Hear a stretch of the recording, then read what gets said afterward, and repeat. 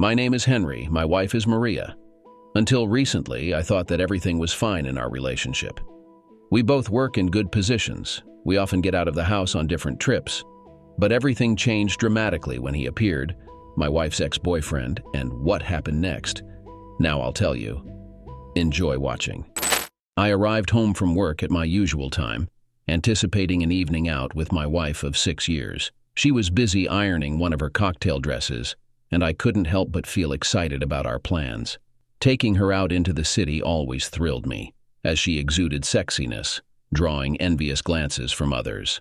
Her dark skin, deep brown eyes, long flowing hair, and slim athletic body created a stunning image. Before I could inquire about our plans, she diverted the conversation, sharing that she had run into someone named Logan earlier that day. The name sounded vaguely familiar, and when I suggested if it was her high school boyfriend Logan, she confirmed it. Logan was her high school sweetheart, and they broke up due to the distance between their colleges. I had never met him, but she often spoke about him. She explained that she unexpectedly encountered Logan in the lobby of my office building, and they decided to catch up over dinner. Despite my reservations about someone else joining us during our dates, I agreed, considering the special circumstances. However, she dropped a bombshell. The dinner was just for her and Logan. I wasn't pleased with the idea of her meeting an ex-boyfriend alone, especially during our usual date night. Expressing my concerns, I questioned why she didn't want me there. She insisted it was a dinner between old friends and didn't want to worry about my opinions or judgments about their past. I argued that it wasn't appropriate for a married woman to dine alone with another man, especially an ex-boyfriend. The tension escalated, and I suggested that either I go with her or she doesn't go at all. This proposal angered her, and she asserted her independence, stating that I'm not her father but her husband. Despite her objections, I stood firm, expressing my discomfort with the situation. In frustration, she decided to go alone, leaving me at home. I took a beer from the refrigerator, contemplating the disagreement at the kitchen table. We always deliberated on these matters until we reached a consensus on how to proceed. Never did either of us imply that we would act independently, regardless of the other's opinion. When she finally emerged, I had to admit that she looked stunning. However, my predominant thought was that she looked too good for the task at hand. As she passed by, she halted and planted a kiss on my cheek. We'll talk more about this when I get home, okay? There was nothing I could do about it. We had already discussed this, and she had clearly conveyed her stance. She would do what she wanted, and she wasn't concerned about my perspective. It's good that you know our rules for the future. Just don't forget to use a condom. I'm not going to have sex with him. It's just dinner, damn you. With these words, she hurried out of the house. I went to bed early. She left around 7 p.m., and I heard the bedroom door open around 10:30 p.m. She went straight to the shower, although her evening showers were customary, so there was nothing unusual about it. She slid towards me naked and whispered in my ear. Baby, I wouldn't refuse today. Do you want some makeup sex? I turned to her, and honestly, the idea of her getting aroused by Logan and then coming home for sex didn't interest me much. I just wanted to know who she was thinking about.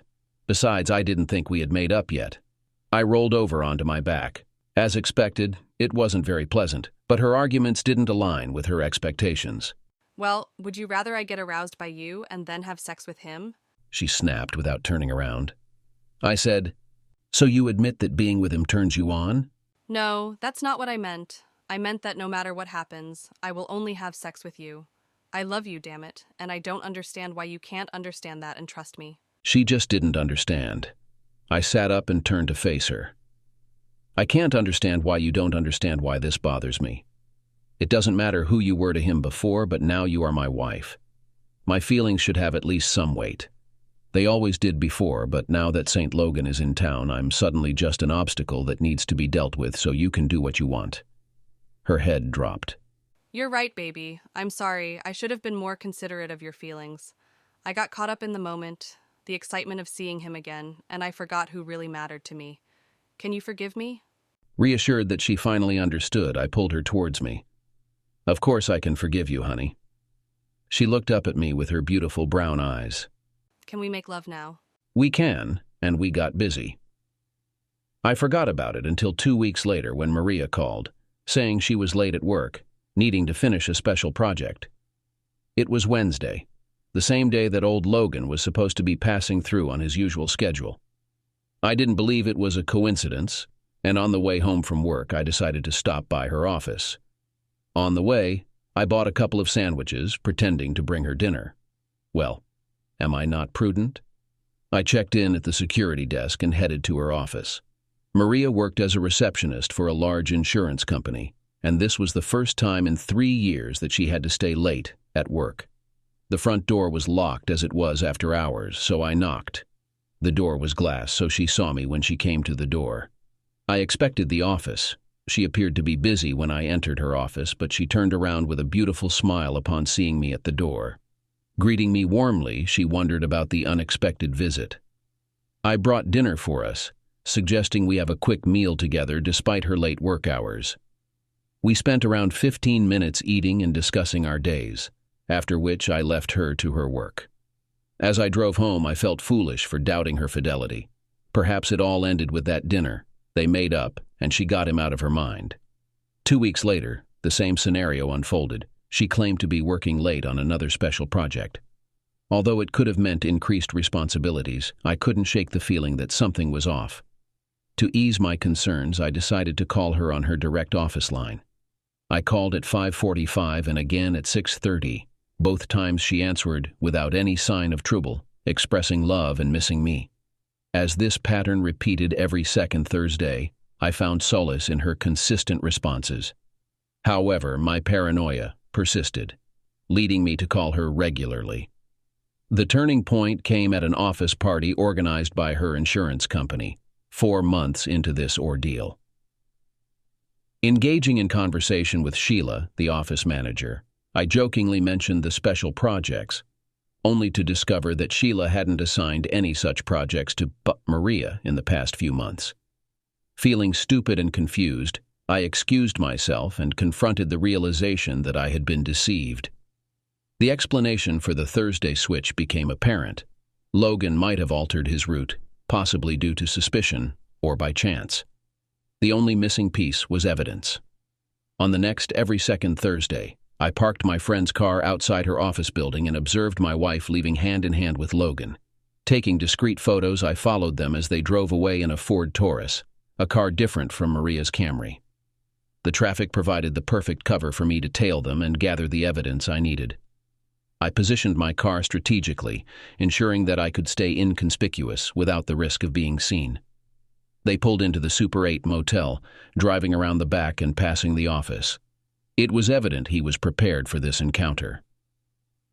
Parking next to them, I discreetly captured a photo. Leading them to a hotel room, he opened the door, and they paused in the doorway, engaged in a long and passionate kiss. A pang hit my stomach, noticing she was still wearing her rings. I wondered if it gave him pleasure for her to wear my rings during their intimate moments. During the wait, I made several calls, setting up a meeting with a lawyer and informing the office of my brief absence. Primarily, I sat and waited. Around 2:30, the door opened, and I resumed clicking pictures. Maria, still buttoning and straightening her clothes, appeared disheveled. No action shots were needed. The evidence of her being with him at the hotel was clear. Stowing my phone away, I headed home, grateful that we hadn't started a family or acquired significant assets.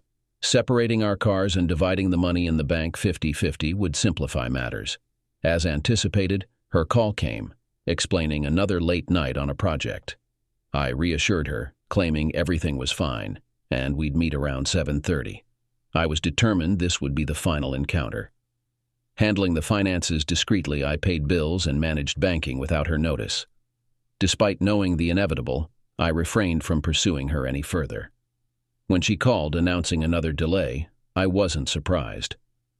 On my way home, I had a snack that I ate without tasting, then began packing my belongings.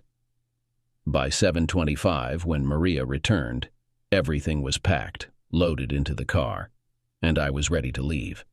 She walked in a good mood, greeting me with a, "Hey, baby." However, when she tried to kiss me, I avoided it. We sat at the kitchen table, once filled with memorable moments. She smiled, oblivious to what awaited her. I brought up her frequent late nights at work, and she, thinking it was a routine discussion, didn't foresee the gravity of the conversation. As she spoke about her projects, I pressed for details, catching her off guard. The conversation unfolded, revealing the truth about her late nights and my decision that this would be our last encounter. I believed I knew everything until I discovered your involvement with Logan. She excelled in despair, frustrated by the revelation. There it is again, Henry. Damn it. I haven't done anything with him. I haven't even seen him since that one time a few months ago. It's been several months. She insisted. Are you sure about this? I questioned, and she affirmed her innocence. However, the uncertainty on her face contradicted her words.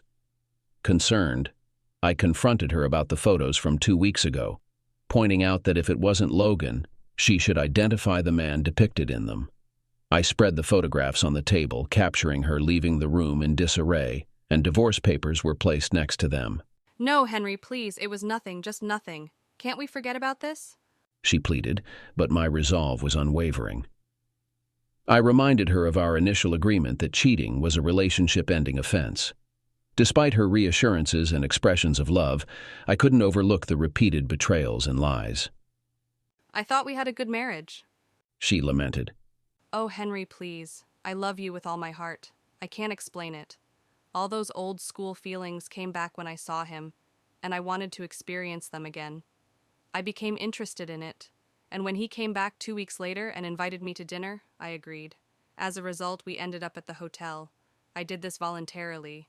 I wish I could say I didn't want to, but I agreed. After that, each time it became easier but less and less enjoyable. I thought about ending it, but obviously I was too late. Forgive me, Henry, please. I love you. I'm so sorry. Despite her apologies and expressions of regret, I left the apartment for the last time 4 months later. The divorce was finalized, and at least she respected the decision without resistance. I secured a 2-room apartment, and to everyone's surprise, Maria transferred to another office and moved in with Logan. I immersed myself in work, still missing her, even though I acknowledged we could never be together again.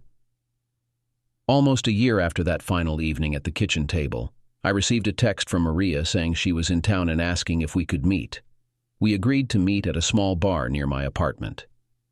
When I entered, I saw her at the other end of the room, noticeably having lost weight. She still looked beautiful, albeit in a different way. I greeted her warmly, offering a small hug and a kiss on the cheek. So, what brings you to town, Maria? I inquired, sitting across from her at the table. I ordered a Coke, surprising her with a strawberry daiquiri. She noticed the change in my drink choice, commenting that it didn't sound like me. Over the past year, everything had changed, and life was full of surprises. The anger and resentment had faded, and we were no longer together. She admitted Logan had cheated on her, and I found it ironic. Expressing my sympathy, I asked how she discovered it.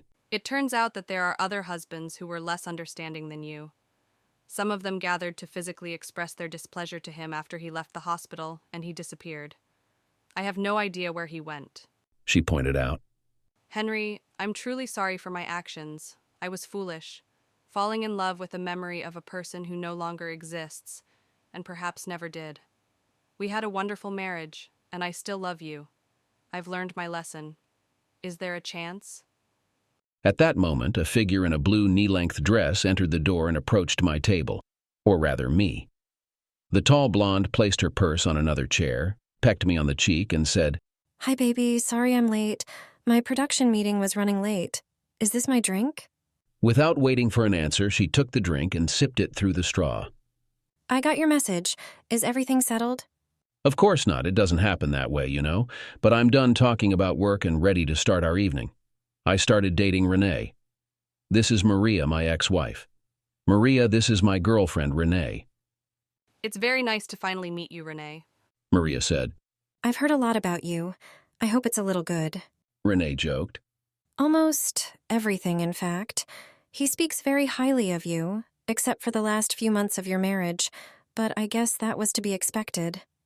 Renee replied. I saw Maria's eyes become a little more moist. He's a good guy, she said. Hold on to him. Be smarter than I was. I plan to do that. We've already set a date. I watched silently and with some pity as Maria's eyes found the engagement ring on Renee's finger. She seemed to deflate a little as she looked at her. Congratulations. This is amazing. I'm happy for you. Renee smiled sadly.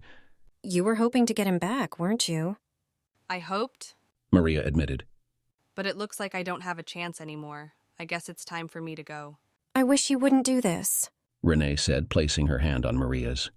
I really wanted to get to know you better. Maria was clearly puzzled. Why? Why would you want to meet your fiancé's ex-wife? You have been a big part of his life for a long time and are very important to him. You helped make him the man I fell in love with. Why wouldn't I want to get to know you better, even become friends? That being said, I would never let you two be alone. But I guess that's just common sense. Renee explained. Yes. Maria said ironically. As someone once told me, a person in a relationship should not be alone with his ex. If only she had taken this advice when I gave it to her.